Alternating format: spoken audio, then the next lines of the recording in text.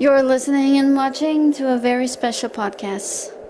Here we continue more on Benjamin Hallows. Man, the storyline is long, but Barrera's is a lot longer. Who am I kidding? She's the protagonist. She's supposed to have it this long. Actually, that wouldn't seem fair. Oh, who cares? It doesn't matter how long somebody's perspective point of view is. Man, I'm not sure if I want to end this. I really don't. The whole phenomenon Serendipity franchise. God, I love it. I love it so much, I don't want it to end. Because good things always come to an end, and I hate that. Anyway, I'm getting off topic. Let's do Benjamin's point of view, shall we? Alright, let's do it.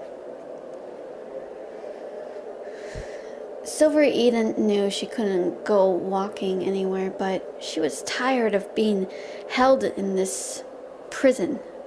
Well, it wasn't really a prison. Half of it was a prison, but also at the same time, it seemed like a comfort place. She never felt afraid around Ben. But, of course, he wasn't such a bad guy either.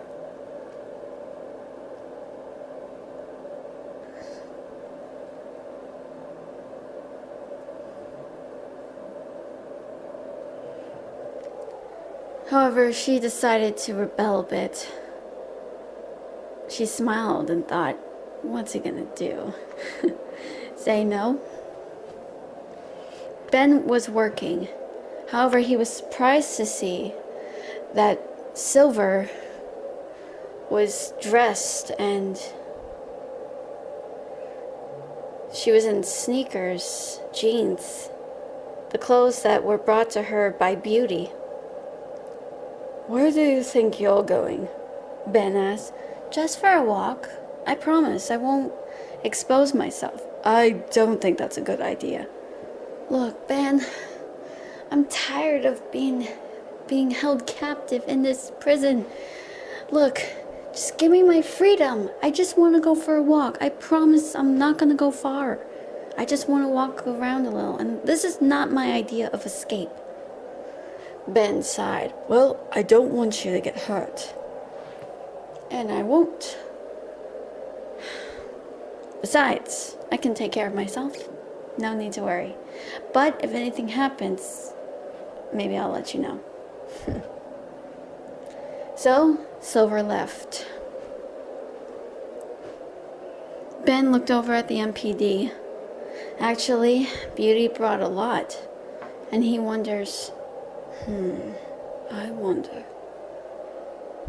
That's when, as soon as he touched the MPD, it suddenly turned on its own. Bloody, how did it do that? He said to himself. The MPD screen blinked, and on there were words that said, "Do you need something?" Ben thought for a moment. Yes, he said. Then the screen flashed and there was another message. Really? What is it? It said. Do you think I can try a little experiment with this?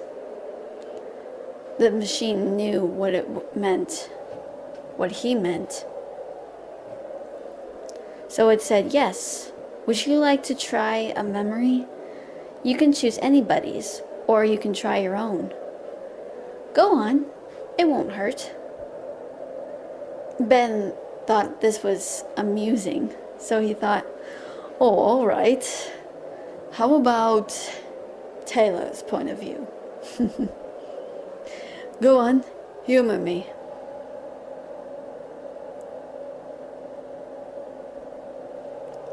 Just then, the screen flashed again. Ben's smile faded when he saw what was on that screen. He couldn't believe it.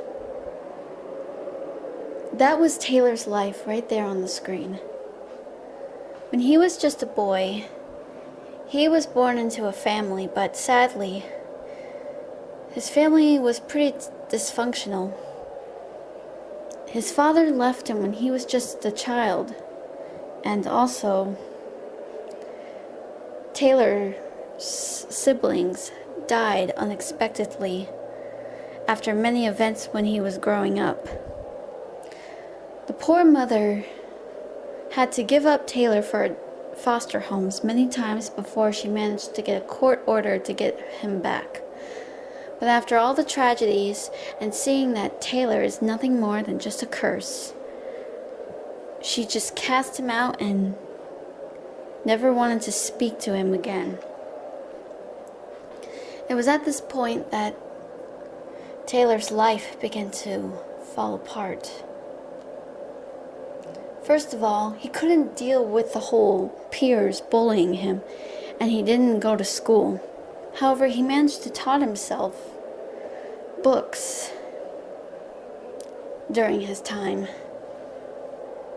While this was happening, he suddenly met a few friends, but one of them actually became quite a big brother figure and took in Taylor, treating him with kindness. However, the poor guy had to see yet again a parental figure leave him. Taylor had to say goodbye and hugged him while crying. He was just a young preteen, almost in his teens, but still, it was a really difficult time. To make matters worse, that parental figure had a girlfriend who was pregnant with his child. Sadly, the poor guy actually died while trying to protect his girlfriend. Taylor blamed himself for what happened, but he was told that it wasn't his fault. What happened just happened. But Taylor still had regret. What made matters worse is that Taylor fell into a depression, made him vulnerable, and his talents were greatly used as he was forced to be sold into the circus. That's where he was mistreated by them. He was forced to attend to them and do whatever, but he was still being abused there. Nobody ever treated him with kindness. And thus, after meeting with Benjamin, and Benjamin took an interest in his talents, Taylor somehow found a friend. Ben helped him escape, and Taylor had greatly expressed his gratitude. Still, Taylor did his best to put up with Ben and his mood swings. That's when Ben said, "All right, I've seen enough." So the screen darkened, and there was another message. "Are you sure you don't want to see more?" "Yes," Ben said to the screen. All right. I'm just showing it to you. You know, we never got a chance to look at your memory," the words typed out by itself. Ben felt uncomfortable. "I really don't want to see that." "Maybe this might help you," the words said on there. Ben was resistant, but he finally gave in. Seeing his own memories on the screen just brought a lot of trauma back. Within minutes, he had tears running down his face. The motion, all of a sudden, he almost threw the MPD across the room, but he stopped himself. He managed to calm himself down. He was calm, but still, he just seemed distressed. He looked at the screen and demanded, "Why the hell are you showing me this? Why?" The screen said, I don't mean to hurt people. I'm just used for either good and evil. I don't agree with what people do to torture others is a good thing, and the good just uses it to help people. I am used to just anyone's special needs, anyone who wants to just look back on the past and maybe learn from it. Sometimes maybe someone like you needs someone to look into the darkness. How can you see the cruelty in such a kind person? Let me ask you that. You had siblings. The words continued to type out. Ben looked forlorn. You had great siblings that love you. You had a mother that loved you. But your father, did you even ask for someone like him? No, you didn't. It just happens. You can't change what you do.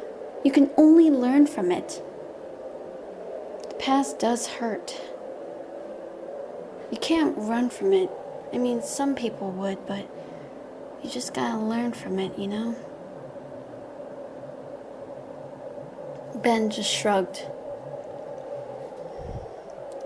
So you're saying it's my fault? Not exactly, the word said, typing out. What I'm saying, it continues to type out by itself, is that you alone are responsible. But I also mean your father is responsible and he should have taken some remorse.